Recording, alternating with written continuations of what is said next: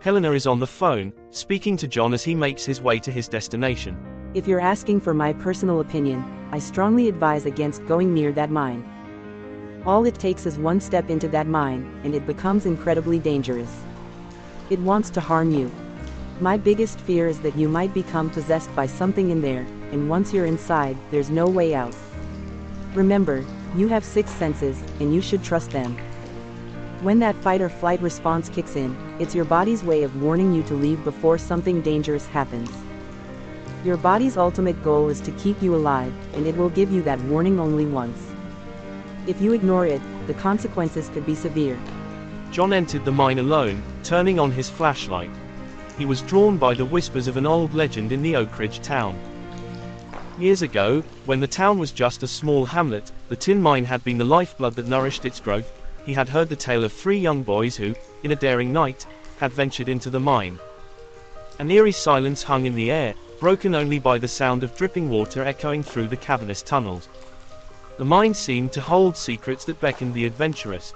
As the 3 friends ventured deeper into the mine, an evil spirit seemed to influence their steps. It was as though the very walls of the mine were conspiring to draw them further into its labyrinthine depths. They became lost in the darkness, their cries for help swallowed by the unforgiving stone. The legend told a tragic tale, for those boys were never found, even after the townsfolk searched tirelessly. It was said that the mine had claimed them, and the story passed into folklore, warning that whoever dared to enter the mine would never return. Undeterred, John armed himself with an SLS camera, determined to unravel the mysteries of the mine and perhaps find the spirits of the lost boys.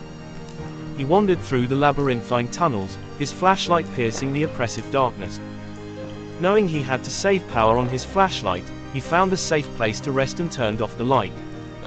The SLS camera application has a complex algorithm that uses shape, color and depth detection to pick up people and people-shaped objects.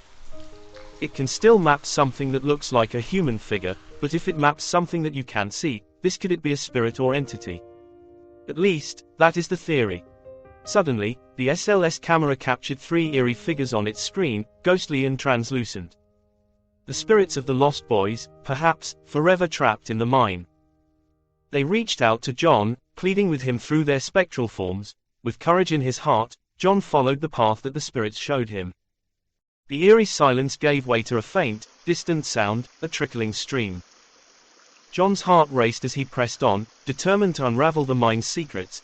Hours passed, and he finally found the way out, emerging into the moonlit night. John's breath was heavy, and he knew that he had done what no one had done before. He had returned from the mine, and with him, the spirits of the lost boys. Hours passed, and Emily waited anxiously for John's return. The cold, desolate surroundings and the eerie silence weighed heavily on her. She called out for him, but there was no response.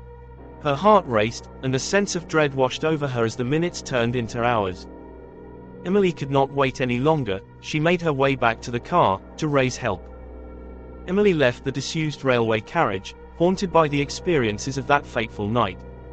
Helena called Emily. "Any word on John?" "No," came the reply. Finally, as the first light of dawn broke, Emily heard faint, distant footsteps. It was John, disheveled and pale. He had returned from his solo expedition with a disconcerting tale to tell. He had encountered strange occurrences in the remote woods, including unexplained sounds and unsettling shadowy figures. It was as if the spirits had guided him deeper into the unknown.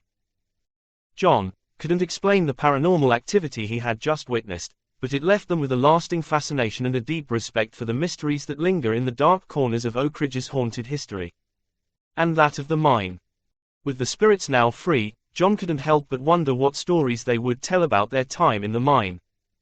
He returned to the town with Emily, and shared his incredible journey with her, the one person who had believed in him from the beginning. The mine's legend would persist, but now there was a new story to tell, one of bravery and redemption, and the town of Oakridge would forever remember John's remarkable adventure.